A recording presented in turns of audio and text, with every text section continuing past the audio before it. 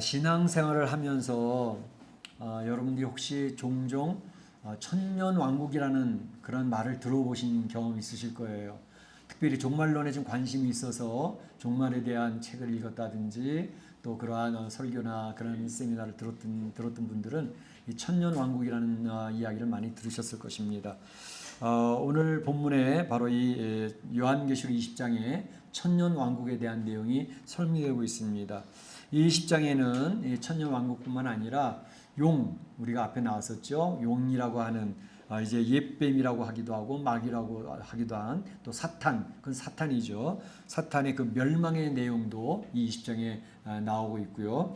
또 한 가지는 흰 보좌 심판, 백보좌 심판이라고 그러기도 하죠. 그 내용이 언급되고 있는 것을 볼 수가 있습니다. 굉장히 어려운 내용들입니다. 이 내용들을 이제 교단이나 교파마다 좀 해석을 다르게 하기도 하고 강조점을 다르게 얘기하기 때문에 성도들이 성경을 읽다가 또는 어떤 설교를 듣든지 세미나를 듣다가 굉장히 혼돈스러워하는 그런 부분이기도 합니다. 특별히 이 부분이 굉장히 이제 여러 주장들이 있기 때문에 이단들이 많이 이 내용을 가지고 성도들을 미혹을 해서 도대체 정신이 없도록 그렇게 만드는 일들이 굉장히 많이 있습니다. 그래서 이런 내용들을 우리가 이제 잘 정리를 하고 우리 신앙적인 관점에서 잘 뼈대를 세우고 있어야 되는데 오늘 시간이 짧기 때문에 그 내용들을 자세하게 살필 수는 없지만 그 중요한 내용 뼈대들을 우리가 생각해 보면서 이제 하나님께서 우리에게 주시는 내용들을 머릿속에 신학적인 어떤 체계라든지 우리 정리가 잘 되어져 있기를 원합니다. 그래서 오늘 생각해 보고자 하는 것은 첫 번째로는 천년 왕국에 대한 서로 다른 견해들이 있습니다. 천년 왕국의 그 견해들에 대해서 먼저 살펴볼 것이고, 두 번째로는 이제 곡과 마곡의 전쟁을 통해서 사단이 멸망을 하는데 사단의 멸망에 대해서 생각해 볼 것이고, 세 번째로는 그 흰 보좌 심판에 대해서 생각을 해 보도록 하겠습니다. 먼저 생각해 볼 것은 천년 왕국에 대한 서로 다른 견해에 대해서 생각해 보려고 합니다. 이미 천년 왕국에 대해서 좀 인지하셨던 분들은 대충 알고 계시는 내용들이긴 한데 세 가지의 학설이 있습니다. 세 가지 학설은 첫째는 전천년설이라는 게 있고, 둘째는 후천년설이라는 게 있고, 셋째는 무천년설이라는 것이 있습니다. 이것을 나누는 그 기준들이 어떤 것이냐면, 먼저 예수님의 재림의 시기를 가지고 나눌 때, 재림의 시기를 가지고 나눌 때는 전천년설과 후천년설이 있습니다. 예수님의 재림을 기준으로 할 때 전천년설이나 후천년설이나 이것이 나눠지기도 하고, 또 두 번째 구분은 이 천년이라고 하는 그 내용을, 천년이라는 그 기간을 문자적으로 해석할 것이냐 상징적으로 해석할 것이냐에 따라서 또 갈라지는데, 그것을 문자적으로 천년이라는 기간을 문자적으로 해석을 할 경우에는 전천년설, 후천년설이 거기에 해당이 되는 것이고, 이 천년이라고 하는 내용을 상징적으로 해석을 한다면 그것은 무천년설이 해당이 되겠습니다. 그렇게 머릿속에 정리를 좀 하셔서 전천년설, 후천년설, 무천년설 이게 보통 주장하는 내용들이구나 이렇게 정리를 하시면 되겠는데, 먼저 예수님의 재림을 중심으로 해서 전천년설 또 이렇게 후천년설 이렇게 갈라진다고 말씀을 드렸는데, 이 전천년설이라고 하는 내용을 먼저 착각하기 쉬운데 전천년설, 후천년설이 뭐냐 그러면 천년 왕국이 있는데, 천년이란 기간의 왕국이 있는데 그 천년 왕국이 시작하기 전에 예수님이 재림하시면 그걸 전천년설이라고 그럽니다. 후천년설이라고 하는 것은 천년 왕국을 지내고 난 다음에 예수님이 재림한다고 하는 학설을 후천년설이라고 합니다. 그래서 전천년설과 후천년설은 예수의 재림이 구분이 되는데, 그건 천년왕국일 기준이 돼서 천년왕국보다 먼저 예수님이 재림하신다 하면 그건 전천년설입니다. 천년왕국이 있는데 천년왕국 지난 다음에 예수님이 재림하신다, 그런 건 후천년설입니다. 특별히 이 전천년설도 이제 역사적 전천년설이라는 게 있고 세대주의 전천년설이라는 게 있습니다. 특별히 이제 세대주의 전천년설이 많이 알려져 있는 상황입니다. 세대주의 전천년설은 주로 침례교에서 이야기하는 내용들이고, 이 세대주의 전천년설을 이야기하는 학교들, 유명한 신학교들이 많습니다. 그래서 달라스 세미너리라든지 또 LA 가면 탈봇 세미너리가 있습니다. 그리고 이제 시카고에 있는 무디 성경학교라든지 이런 데가 세대주의 전천연설을 이야기하고 있습니다. 그리고 특별히 이 세대주의 전천연설이 영화로 많이 보급이 됐습니다. 그리고 책도 많이 보급이 됐고, 그래서 이 마지막 종말론을 생각해 볼 때 많은 성도들이 뭐 어느 교파를 물어나고 이제 많은 사람들이 생각할 때 이 천년왕국, 또 예수님의 재림, 또 휴거, 뭐 7년 대환란 뭐 이런 것들을 얘기할 때는 세대주의 이 전천연설에 많이 익숙해져 있습니다. 그것이 맞는 걸로 생각을 하는 성도들이 굉장히 많습니다. 이를테면 이 세대주의 전천연설이라고 하는 것은 먼저 예수님이 공중 재림하신다는 것을 이야기합니다. 예수님이 공중 재림하시고 그때 성도들이 휴거가 된다는 것을 이야기하고, 그 다음부터 7년이 지난 다음에, 7년이란 기간, 그래서 문자적인 7년입니다. 그 사람 문자적인 것을 이야기하기 때문에, 그래서 7년이 지난 다음에 그 예수님이 지상 재림을 한다는 거예요. 그래서 재림이 두 번이 되는 거예요. 공중 재림 한 번, 지상 재림 한 번. 그래서 재림하고 난 다음에 이제 천년 왕국이 이어진다는 것을 이야기하고 있습니다. 그런데 그 공중 재림하고 지상 재림할 동안 그 7년 기간이라는 게 있는데, 세대주의 전천연설은 그 7년 기간 동안에 성도들은 전부 휴거가 되어져 버렸기 때문에 이 지상의 대환란, 7년 대환란을 겪지 않는다고 하는 것이 세대주의 전천연설이고, 이제 역사적 전천연설이라고 하는 것은 이 장로교에서도 믿는 분들이 많이 있는데, 역사적 전천연설에서는 7년 대환란을 성도들도 통과한다고 이야기하는 게 역사적 전천연설입니다. 그 차이가 있습니다. 그래서 이제 그 예수님이 공중 재림하고 7년 지난 다음에 또 지상 재림을 해서 이제 천년 왕국, 천년이라고 하는 기간에 왕국이 이루어지게 되고, 그때에 이제 지상 재림할 때는 아마겟돈 전쟁이 있게 되고, 또 천년 왕국 지난 다음에 이제는 곡과 마곡의 전쟁이 있게 되어지고, 흰보자 심판이 있게 되어지고, 그 다음에 신천신지 새하늘과 새 땅이 열려진다고 이야기하는 것이 세대주의 전천연설입니다. 그래서 이 내용을 보게 되면 이제 차이점이 뭐냐면, 예수님이 재림이 두 번의 재림이 있다는 것을 이야기해요. 공중 재림이 있고 7년 지난 다음에 또다시 지상 재림이 있으니까, 이런 것을 가지고 이야기하는 이단들이 굉장히 많습니다. 대표적인 것이 안식교입니다. 마릴 성도교회 안식교에서는 예수님이 공중 재림하고 계시다라고 이야기를 했는데, 예수님이 다시 지상 재림을 안 하거든. 자기네들이 이야기했던 것처럼. 그러니까 지금 공중 재림하신 게 연기가 되어졌다. 몇 번 연기했는지 몰라요. 그래서 이단들이 바로 이러한 내용을 가지고 굉장히 성도들 미혹하는 일들이 많이 있습니다. 그래서 겁을 주죠. 이 겁을 주면서 이제 마지막 때를 준비해야 된다라는 종말론으로 성도들을 위협하고 두렵게 만들고, 그런 일들이 굉장히 많다는 것을 기억할 필요가 있습니다. 그러니까 이 세대주의 전천연설의 특징은 예수님의 재림을 두 번이라고 하는 것을 이야기하고 있고, 아마겟돈 전쟁과 곡과 마곡의 전쟁을 같은 것으로 보지 아니하고 다른 것으로 본다는 점, 이것을 기억을 하시면 이제 여러분들 세미나를 듣든지 어떤 설교를 듣게 될 때 이제 그러한 것을 강조하는 분이면 이거는 세대주의 전천연설을 얘기하는 목사님이구나, 또는 이게 이 마지막 때 그렇게 얘기하는구나, 그것을 분별하시는 것이 이제 도움이 될 것입니다. 그러면 이제 이런 내용들이 많이 지금 성도들에게 알려져 있기 때문에 성도들이 머릿속에는 이제 천년왕국이나 또 휴거나 재림이나 또 7년 대환란이나 이런 것이 이런 그림 속에 많이 머물러 있는 성도들이 많습니다.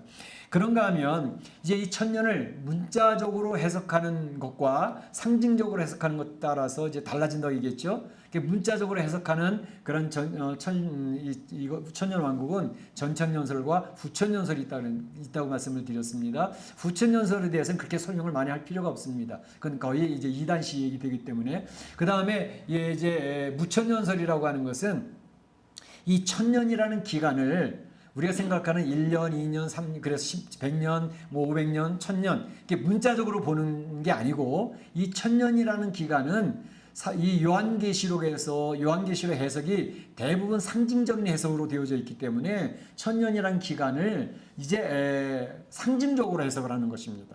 그래서 무천년설이라는 것은 천년 왕국이 없다는 말이 아니고, 천년 왕국을 이제 상징적으로 해석을 하는 겁니다. 여기서 천년 왕국이나 그럼 어떤 거냐? 그것은 예수 그리스도께서 출임하셔서 예수님이 다시 재림하실 때까지의 기간, 그 기간 신약 시대와 그 기간을 천년 왕국으로 보고 있는 것입니다. 그래서 그 안에는 이 환란의 기간이 같이 섞여져 있는 것으로 설명을 하고 있는 것이죠. 그래서 이 무천년설을 주장하는 그러한 분들이 굉장히 성경에 많이 있는데, 보면 어거스틴, 이 캐톨릭에서 이제 많이 주장하는 어거스틴, 그 다음에 아브라함 카이퍼라고 하는 굉장히 유명한 분입니다. 그리고 존 칼빈이 무천년설 얘기하고 있고, 또 볼커프라고 하는 조직신학의 굉장히 대가죠. 볼커프라고 하는 분이 이것을 얘기하고 있고, 특별히 이제 신학교 가운데서는 필라델피아에도 있고 LA에도 있는 웨스트민스터 세미너리에서 바로 이 무천년설을 주장을 하고 있습니다. 그래서 옛날에는 장로교에서도 역사적 전천년설을 주장하는 분들이 많이 있었지만, 이제 점점 갈수록 이 무천년설을 받아들이는 장로교 목사님들이나 신학자들이 굉장히 많이 있다는 것을 기억할 필요가 있습니다.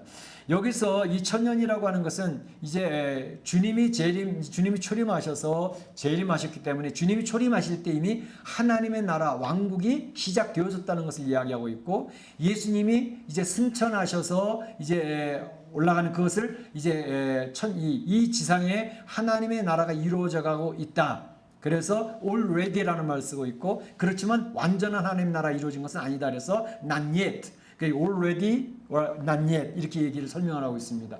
이게 우리가 지금 살고 있는 시대는 바로 하나님의 나라가 이루어져 가는 시대. 그래서 주님이 통치를 하시고 우리 성도들이 주님과 더불어 그 통치권을 사용하는 시대라고 이렇게 보고 있는 것입니다. 그래서 이러한 내용을 보게 되면 이제 무천년세에서는 예수님의 공중 재림과 예수님의 지상 재림이 분리되지를 않습니다. 그러니까 예수님이 공중 재림하시면서 성도들이 휴거가 되어지고 혼인잔치가 이루어지면서 곧 예수님이 다시 지상 재림을 바로 하면서 그때 이 땅에 마지막 전쟁이 또 일어나서 이제 아마겟돈 전쟁이라는 것과 곡과 마고의 전쟁을 분리된 것이 아니라 그것은 그것 같은 것이다 라고 이렇게 해석을 하는 내용이고, 그렇게 되어지면 곡과 마고의 이 아마겟돈 전쟁과 곡과 마고의 전쟁, 이 마지막 전쟁이 일어난 동시에 이 세상이 변하면서 또 흰보자 백보자 심판을 받고 그 다음에 바로 하나님의 나라 신천신지 새 땅과 새 예루살렘이 쫙 열린다고 하는 것을 이야기하는 내용입니다. 그래서 성도들 이야기는 굉장히 그것이 단순하고 또 명확한 그런 모습이 없지 않아 있죠. 오늘 성경에 보게 되면 2절과 3절에 있는 해석 내용이 용을 잡으니 사탄이라, 그래서 이제 잡아서 천년 동안 결박하여 무저갱에 던져 넣어 잠그고 이렇게 되어져 있고, 3절에는 그 후에는 반드시 잠깐 노일이라 했는데, 여기서 이 내용을 잠깐 설명을 해드리면 이제 결박되어졌다, 사단이 결박되어졌다고 얘기를 하는데, 그 결박되어진 상황이 뭐냐라고 얘기할 때 예수 그리스도께서 십자가에 죽으셔서 죄값을 치rum으로 말미암아 사탄이 왕노릇할 수 있는 그게 권세가 꺾여져 버렸은 걸 이야기하는 것입니다. 이 예수님이 죄값을 치러버리니까 이제 예수 그리스도의 그 죄값 치는 것을 받아들이는 성도, 교회 공동체, 그들에게는 더 이상 사탄이 참소하고 그 영향력을 발휘해서 자기 마음대로 코 끼고 그 죄를 기억나게 하고 죄 때문에 그들 꼼짝 못하도록 만드는 것이 사탄의 가장 큰 권세인데, 예수님이 바로 십자가에서 죄값 치르시고 다시 부활하는 죽음의 권세를 깨뜨리는 것을 통해서 사탄이 완전히 이제 결박되어지는 그런 상황이 되어졌다는 것이죠. 사탄이 더 이상 사탄의 자기의 큰 영향을 발휘할 수 없는 상황이 되어졌다고 하는 것을 바로 이 결박되어진 상태로 설명을 하는 것을 이야기할 수가 있습니다. 그런가 하면 이 무정이 잠시 놓여져 가지고 그들이 이제는 영향을 발휘하게 된다는 것은, 예수님이 재림 직전에는 사탄이 그 원래 행하던 능력을 막 발휘를 해가면서 그 놀라운 능력을 가지고 이제 교회나 또 이 성도들을 괴롭게 하는 그런 일이 벌어지게 될 것이라는 것입니다. 그것을 잠깐 이 사탄이 놓이게 될 것이다 라는 것으로 해석을 하고 있는 것입니다. 그래서 그때 성도들이나 교회들이 좀 힘들어지고 환란을 당하는 그런 일들이 되어지는 것, 그래서 7년 대환란이라는 것도 상징성으로 보게 되는데, 그것도 결국은 성도들이 굉장히 감당하기 힘든 어려운 일이 벌어지게 될 것이다 라는 것을 설명하는 내용입니다. 그리고 여기서 설명을 할 때 특별히 1000년 동안 왕노릇하는 것, 그래서 천년 왕국이라고 얘기를 하거든요. 여기서 1000년 동안 왕노릇한다는 것은 바로 그리스도와 더불어 성도들이 왕노릇하는 그러한 시대를 이야기하는 것을 이야기하는데, 여기 4절 하반절에 보게 되면 그리스도와 더불어 천년 동안 왕노릇하리니 설명되어져 있고 6절에도 보게 되면 도리어 그들이 하나님과 그리스도의 제사장이 되어진다는 말이죠. 천년 동안 그리스도와 더불어 왕노릇하리다 했는데 그래서 그들이 누구냐 말이죠.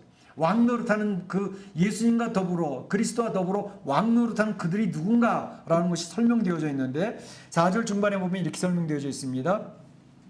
예수를 증언하는 사람들, 또 하나님의 말씀 때문에 목배임을 당한 자들의 영혼, 그리고 짐승과 그 우상에 경배하지 아니하고 그들의 이마와 손에 그의 표, 짐승의 표죠. 짐승의 표를 받지 아니한 자들이 살아서 왕노릇하게 된다라고 이야기를 하고 있습니다.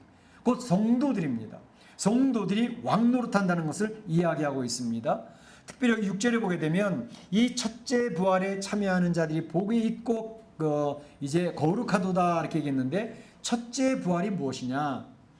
이 부천연설을 정하는 이제 우리 예수님이 초림해서 재림할 때까지 천년 왕국이 이루어지고 있다는 사실을 이야기하는 그 학설에서 이 첫째 부활이라고 하는 것은 예수님을 믿고 예수님을 인격적으로 영접을 해서 죽었던 영혼이 살아난 사람이 첫째 부활한 것이라고 얘기를 합니다. 그러니까 우리 영혼들은 이제 아담과 하와 때문에 영혼이 죽었잖아요. 그래서 하나님과 분리가 됐잖아요. 영혼이 죽고 난 다음에 이제 이 육체의 죽음, 두 번째 죽음이 오게 됐잖아요. 그것을 이제 우리가 사망이라고 얘기를 하는데 첫째 부활이라는 것은 우리가 구원의 그 파라다임 속에 보게 되면 첫째 부활은 바로 성도들이 예수 그리스도를 영접해요. 그리고 성령에 의해서 예수님이 내 안에 오신 것을 믿고 있어요. 그리고 그 주님과 교제를 해요.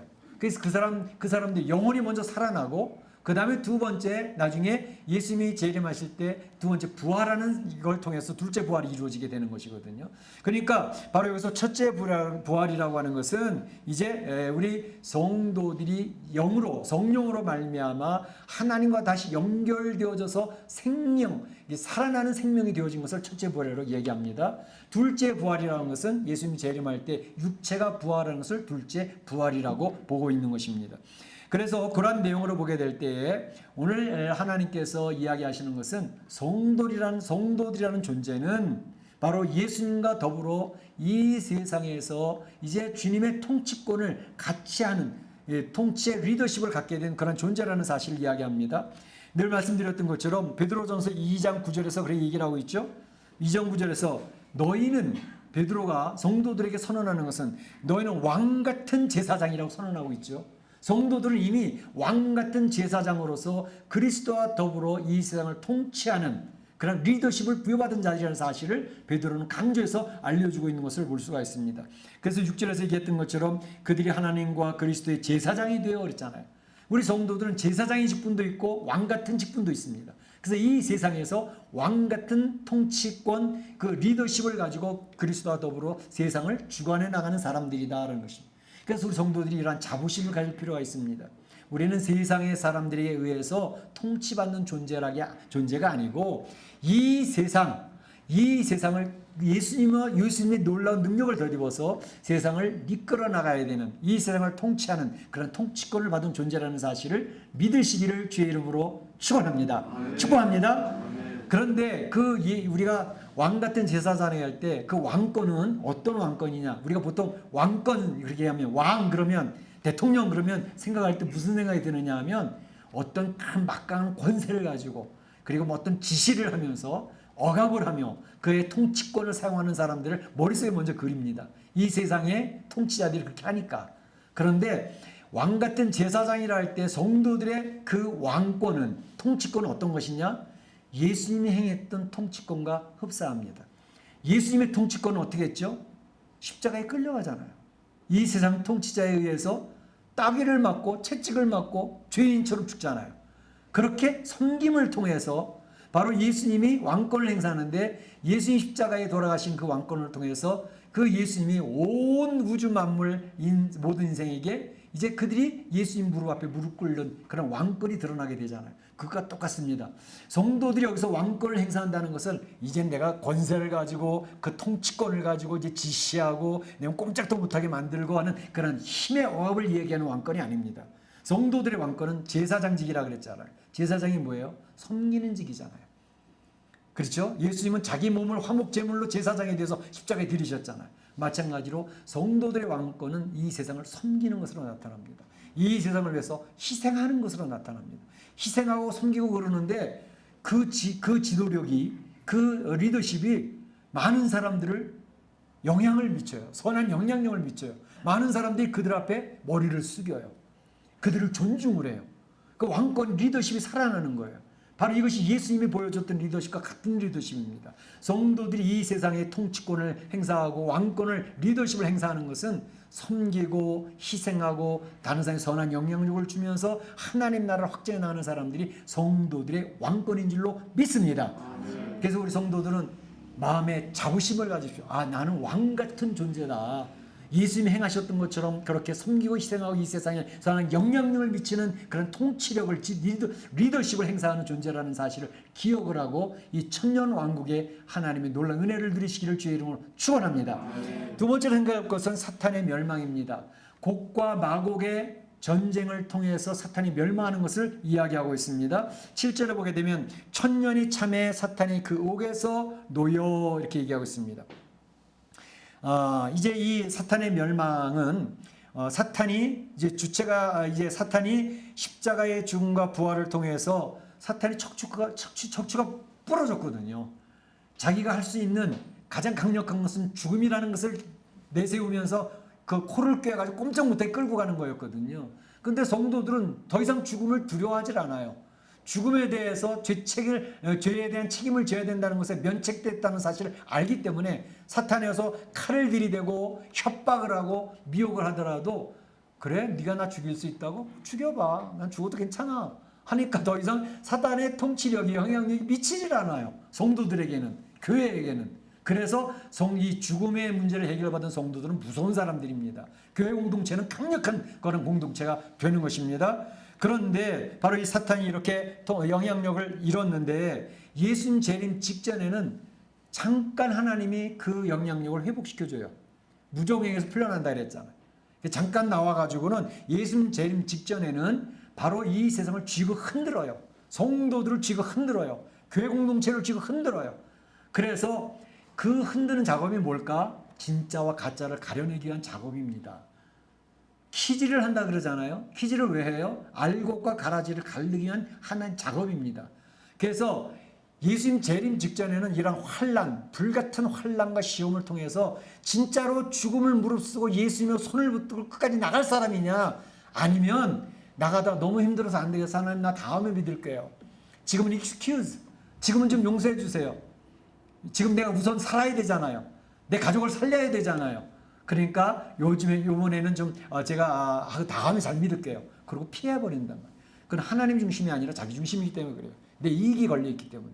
그래서 그런 것을 통해서 마지막 때는 대환란을 통해서, 핍박을 통해서 진짜 끝까지 죽기까지 주님의 오른손을 붙들고 나갈 사람이냐, 아니면 그냥 포기하고 난 그렇게 축복이 없는 믿음이라면 안 믿을 거야. 그러고 떠날 사람이야. 그게 갈라지는 게 예수님 재림 직전에 사탄을 다시 잠시 놓아놔서 환난과 핍박을 통해서 털어버리는 거예요. 교회도 털고 성도도 털고 참 믿음을, 남은 자를 골라내는 작업이 예수님 재림 직전에 하는데, 그것에 쓰임받는 게 사탄입니다. 사탄이 마지막 때 그걸 놓고서 진짜와 가짜를, 가라지를 가르는 작업을 하게 된다는 사실입니다. 특별히 이러한 것이 있을 때에 이제 곡과 마곡의 전쟁을 통해서 이루어지는데, 곡과 마곡이라고 하는 것, 이것은 아마겟돈 전쟁과 연결이 되어져 있는 것을 볼 수 있어요. 곡과 마곡의 전쟁은 에스겔서 38장 39장에서 나와요. 그 내용이. 곡과 마곡이 뭐냐? 마곡이라고 하는 땅의 우두머리가 곡입니다. 그런데 이 사람들은 누구냐 하면 바로 로스라고 메색, 그다음 두발, 이들의 왕이 곡으로 표현이 되어지고 있는 것을 볼 수가 있습니다. 그 말은 뭐냐면 예루살렘을 중심으로 해서 북쪽, 남쪽, 서쪽, 동쪽에 있는 모든 온 세상의 나라들을 이야기하고 있습니다. 그 나라들이 예루살렘으로 몰려오는 거예요. 그래서 우리가 지난번에 살펴봤던 나팔재앙과 대접재앙에서 얘기했을 때 6벌 나팔재앙, 계시록 9장에 나오는 내용인데 2만만의 군대가 유브라데 강으로 모인다 그랬잖아요. 곡과 마곡의 전쟁을 위해서 세상 나라 군대들이 모여오는 것을 이야기해요. 이 엄명의 군대가 모여와요. 그리고 이제 또 여섯 번째 대접의 재앙은 이 계시록 16장 12절부터 16절까지 나오는데 거기 보면 큰 강 유브라데에 큰 전쟁이 일어날 것이다 하면서 그 전쟁은 아마겟돈 전쟁이라는 내용을 분명하게 밝히고 있어요. 바로 그것이 곡과 마곡의 전쟁과 연결되어져 있는 것을 이야기하게 됩니다. 그래서 8절에 오늘 이렇게 8절에 나와 있는 것처럼 땅의 사방 백성 곡과 마곡을 미혹하고 모아서 싸움을 붙이리니 그 수가 바다의 모래 같으니라 라고 이렇게 이야기를 하고 있습니다. 세상 나라에 그런 모든 것에 모여가지고 이제 대결전, 영적 대결전 마지막 결전을 하게 된다는 것을 이야기하고 있습니다. 9절에 보게 되면 그 싸움이 어떻게 벌어지느냐? 그들이 지면에 널리 퍼져 성도들의 진과 사랑하시는 성들의 두름에, 그러니까 하나님의 백성과 이제 세상의 그 사단의 졸개들이 한판 대판 붙게 된다는 것이죠. 그때에 그 일이 어떻게 정리가 되느냐? 하늘에서 불이 내려와 그들을 태워버리고, 그 역사는 하나님의 역사로 해결이 되어져요. 하늘에서 불이 내려온다 그랬습니다. 그래서 그 군대가 다 태워져 버리고 이제 그 사단의 권세, 이 모든 것이 이제 태워져 버린다는 것을 얘기하고 있습니다. 에스겔서 38장 22절에는 바로 하나님의 역사인 것을 분명히 얘기하고 있는데, 내가 또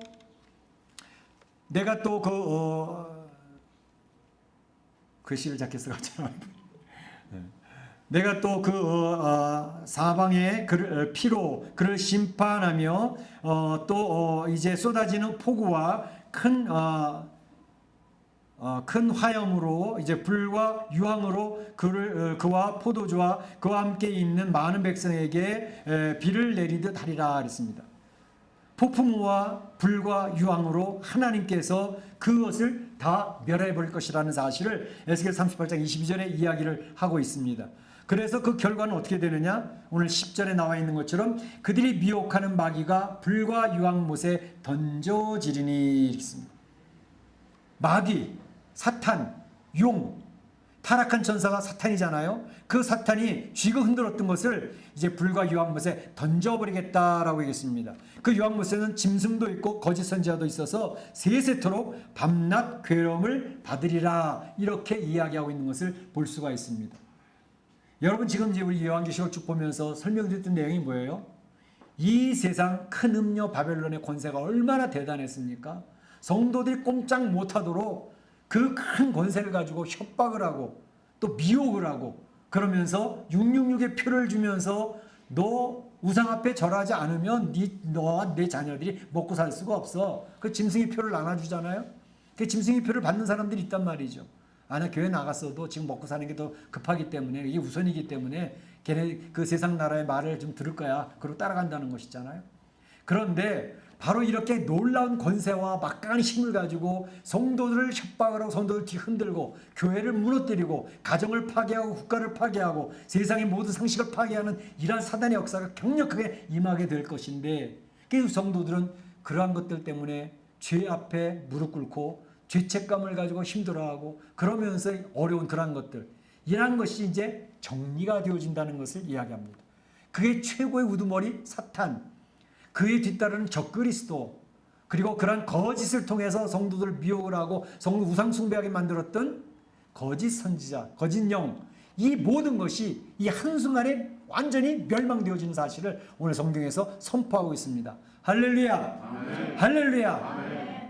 이 사탄의 삼위일체가 바로 오늘 10절에서 얘기한 것처럼 그 미혹하던 마귀가 불과 유황물에 던져지리니, 우리 성도를 핍박하고 우리 성도를 환난에 몰아왔던 그 모든 것이 끝난다는 것입니다. 얼마나 감사한지 모릅니다. 마지막으로는 흰 보좌 심판이 있습니다. 이렇게 해서 사단이 멸망이 되어지고 이 세상이 이제 변화되어지는데, 그 마지막 순간에 백보좌 심판이 이루어지게 되는 것을 이야기하고 있습니다. 12절에 또 내가 보니 죽은 자들이 큰 자나 작은 자나 그 보좌 앞에 서 있는데 책들이 펴있고 또 다른 책이 펴졌으니 곧 생명책이라. 죽은 자들이 자기 행위를 따라 책들에 기록된 대로 심판을 받으니, 이렇게 얘기했습니다. 자, 백보좌, 흰보좌 앞에서 심판을 받는데 거기에 근거가 두 가지가 나옵니다. 무엇이지라고 그랬어요? 첫 번째는 보좌 앞에 서 있는데 책들이 펴져 있고 또 다른 책이 펴져 있는데 곧 생명책이라 그랬어요. 책들이 펴져 있는데 그 책들이 뭘까요? 소위 말하면 행위록이라고 합니다. 행위록. 그리고 또 다른 책은 생명책입니다. 이 두 가지 책이 있어요. 그걸 가지고 심판을 백보자 심판을 하는 거예요. 근데 행위록이라는 건 뭐냐? 이 세상에 와서 살았던 모든 사람의 이름과 그 사람이 어떻게 행했는지가 쫙 기록되어져 있는 게 행위록입니다. 지금 78억의 인구가 여기 살고 있는데, 아유 목사님 78억의 인구가 살고 있고 지금까지 살았던 사람 다 하면 얼마나 많을 텐데 몇백억이 될 텐데 그 사람들이 그 기록이 다 기록되어져 있다고요? 기록되어져 있어요. 요즘에는 조그만 손톱 많은 칩 하나에도 전 세계에 정보가 다 들어가는데 아무것도 아니죠, 하나님 앞에. 그리고 그걸 자복을 하는 사람들은 본인 스스로들이 자기의 행위를 자복을 하게 돼 있어요. 자기네들이 어떻게 살았는지를 자복을 한다고. 그런데 바로 이 행위록의 근거가 되어져 가지고 그들이 심판을 받게 되어지는 것과 또 한 가지는 생명책이 있어요. 생명책. 생명책이 있는데 생명책에는 구원받은 사람들이 명단이 쫙 있는 거죠. 그럼 어떤 사람들은 행위록, 성도들의 행위들도 그 안에 다 들어가 있을까요? 여러분 어떻게 생각하세요? 들어가 있다는 사람도 있고 안 들어가 있는 사람도 있고 그렇게 주장이 있어요. 그렇지만 이 행위록에는 한 사람도 빠짐없이 그 사람들이 이 세상을 할 때 어떻게 살았는지가 딱 기록이 되어져 있단 말이에요. 그러면 성도들은 내가 얘기하지 않았던 거, 내가 행동했던 그런 거, 어떨 때는 부끄럽고 추하고 정말로 죄송스럽고 한 그런 행위들도 많이 있었을 텐데 그것이 거기 다 기록되어 있단 말이에요. 성도인데도 기록되어 있단 말이에요. 근데 성경에서 무엇을 얘기하고 있나요? 그 행위록의 성도들의 이름이 쫙 있어서 어떤 행동을 했나 있는데 그 성도들의 행위가 어떻게 되어져 있을까요? 부끄럽고 추하고 더럽고 참 창피하고 하는 이런 행동이 다 있어요. 근데 그것을 어떻게 하셨다고? 오늘 성경에 보면 이사야 44장 22절에 보게 되면 네 죄를 도말하였으니 너는 내게로 돌아오라 내가 너를 구속하였음이니라 그랬어요. 네 죄를 도말하였다 그랬어요. 도말이라고 하는 구어 사전을 제가 찾아봤어요. 도말이 뭐냐? 했더니 이렇게 돼 있어요. 발라서 무언가를 발라서 드러나지 않게 하는 거. 이렇게 돼 있어요. 도말이 그거예요. 자, 성도들의 행위록이 이런데 그 성도들의 행위 참 구원받기 힘든 그런 행위들 쫙 기록인데 그걸 뭘로 도말했을까요? 예수 그리스도의 보혈이 성도들의 행위가 참 피로 다 덮여져 있단 말이에요. 할렐루야. 아멘. 할렐루야. 아멘. 그래서 하나님은 이야기하시기를 예레미야 31, 34절에 내가 그들의 죄를 사하고 다시는 그 죄를 기억하지 아니하리니. 하나님도 기억하시지 않는데요. 그리스도의 보혈로 다 덮어버렸으니까. 그래서 성도들은 우리를 사랑하사 우리 죄에서 우리를 해방하시고 계시록 1장 5절. 요한계시록 5장 24절에는 내가 진실로 진실로 이르노니 내 말을 듣고 또 나 보내신 이를 믿는 자는 영생을 얻었고 심판에 이르지 아니하나니 사망에서 생명으로 옮겼느니라 말씀드렸죠. 과거적인 표현이에요. 이미 옮겼다고. 사망에서 생명으로. 우리들의 창피한 모든 행위들은 다 그리스도의 보혈로 덮여져 버렸단 말이에요. 그리고 우리 이름이 생명책에 기록이 되어져 있다고. 저는 그 생명책에 우리 성도들이 이미 잘 명단이 기록되어져 있는데 저는 그런 생각을 해요. 그 생명책 우리 서로 이름만 기록되어져 있을까? 아니요. 성도들이 하나님 앞에 순종했던 내용들이 기록되어져 있을 거라고 봐요. 하나님 말씀대로 살려고 발버둥 쳤던 그런 모습들이 기록이 되어져 있다고. 왜? 하나님 상급줄 기준을 만들어놨어요. 생명책에는 그냥 이름만 너 예수 믿었어 그걸만 기록된 게 아니라 예수님을 믿어서 하나님 말씀대로 살려고 발버둥을 치면서 순종하면서 살았던 자기 자신을 이기면서 살았던 그러한 모습들이 쫙 기록되어져 있을 거라고 봐요. 하나님을 기쁘시게 했던 그런 삶의 내용들이 그 생명책에 쫙 기록되어 하나님을 보고 성도들에게 상 주실 준비를 하고 계시다고. 할렐루야. 할렐루야. 그래서 우리가 이 세상 살아갈 때 아무렇게나 사는 게 그냥 구원만 받으면 될지가 아닙니다. 구원받은 성도로서 이 세상에서 하나님 말씀대로 순종하며 살 것이냐, 그래서 하나님 앞에 상급받을 그러한 성도로 살아갈 것이냐, 이것도 중요한 문제란 말이에요. 아무렇게나 살아서 창피하게 구원받을 수도 있어요. 개털모자라는 거 얘기하잖아요. 그러니까 그렇게 구원받을 수 있어요. 근데 하나님 앞에 가서 머리 숙이고 있어야지.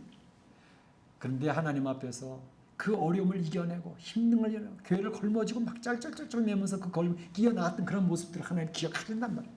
할렐루야, 할렐루야. 자, 오늘 좀 어려운 주제를 다뤘습니다. 천년왕국. 우리 성경을 보면 좀 어려운 내용들이 있습니다. 그리고 명확하게 이해되지 아니하는 그런 부분들도 없지 않아 있습니다. 그런 부분에 있어서 이런 천년왕국에 대한 내용들, 그리고 또 휴거, 재림, 7년 대환란, 그 666, 뭐 짐승의 표, 또 아마겟돈 전쟁, 곡과 마고의 전쟁, 이런 것들 이야기할 때 이단들은 아주 깔끔하게 해석을 합니다. 그래서 이단들이 끌려가는 사람이 많은 거예요. 그런데 이런 것들이 있을 때에 우리 성도들은 그들과 변론하지 마세요. 교리 논쟁을 하지 마세요. 교리 논쟁과 변론보다 중요한 것은 예수 그리스도의 보혈의 은혜를 의지하는 게 중요합니다. 하나님께서 나에게 큰 은총을 베푸시고 사랑해 주셨다는 사실을 기억하는 게 중요합니다. 그리고 더 중요한 것은 주의 말씀 따라 순종하려고 하는 영적 싸움에서 순종의 은혜를 체험하고 순종의 열매들을 간직하는 게 중요합니다. 그것이 지혜로운 성도입니다. 사단 마귀와 변론하여주고 거기에서 이익 받을 게 하나도 없어요. 우리 사랑하는 성도들, 이사야서 43장 1절에 그렇게 되어 있습니다. 너는 두려워 말라. 성도들아, 두려워 말라. 내가 너를 구속하였고 내가 너를 지명하여 불렀나니 너는 내 것이라. 그 말씀을 기억하고 붙들고 살아가는 거예요. 그러면 성도들이 마지막 때, 이제 점점 마지막 때가 되면 더 힘들어집니다. 신앙생활 더 힘들어집니다. 가정이 파괴되어지고 동성애자를 통해서 파괴시키고 있잖아요. 교회도 무너집니다. 성도들 신앙 지키기 힘든 때가 옵니다. 그러나 하나님의 말씀을 붙들고 승리의 경험들을 하나씩 둘씩 쌓아가면서 내 이름은 생명책에 있다고, 하나님 상급받기 위해서 싸워서 이겨야지 하며 승리하는 우리 성도들 다 되실 수 있기를 주님의 이름으로 축원합니다. 축복합니다. 네, 시간 다 같이 한 목소리 기도하겠습니다. 우리 다 같이 한 목소리 기도할 때에 오늘 주신 말씀을 기억을 하고 그 말씀을 붙들고 기도하시기를 바랍니다. 하나님께서 도와주시도록, 능력 주시도록, 마지막 때 승리할 수 있도록 힘 주시도록 기도하시기 바랍니다. 기도합니다. 사랑의 하나님, 감사합니다. 오늘 어려운 주제를 같이 이야기했습니다. 천년 왕국에 대해서도 여러 가지 견해들이 있어서 우리 성도들을 혼돈시킬 때도 많이 있습니다. 하나님, 주의 말씀 앞에 바로 서서 하나님의 뜻을 따라 살아갈 수 있는 저희들이 될 수 있도록 인도하여 주시옵소서. 천년 왕국 동안 예수님과 더불어서 왕같은 제사장으로 이 세상의 리더십을 발휘할 수 있는 주의 백성을 되도록 인도하여 주시고, 성도라고 하는 자부심을 가지고 하나님 위축되어 살지 않게 하시고, 하나님 초라하게 살지 않게 하시고, 하나님 예수님이 세상을 섬겼던 것처럼 섬김으로 희생하며 하나님 리더십을 발휘하여 많은 사람들 앞에 우러름을 받고 존중받을 수 있는 귀한 인생의 삶이 될 수 있도록 인도하여 주시기를 원합니다. 곡과 마곡의 전쟁, 아모겟돈의 전쟁을 통해서 이제 참으로 사탄이 멸망을 하고 적그리스도가 무너지고 거짓 영들이 무너지는 그러한 상황을 저희들이 확신할 수 있게 하여 주시고, 승리한 주님의 뒤를 따라 승리할 것이라는 확신을 가지고 살아갈 수 있도록 인도하여 주심.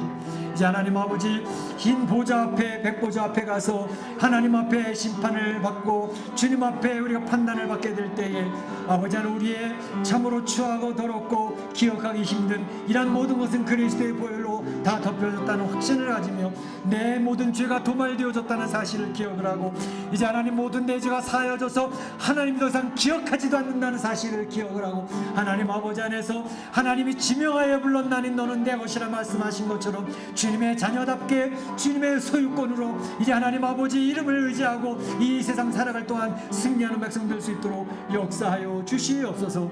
감사하고 예수님의 이름으로 기도하옵나이다. 아멘.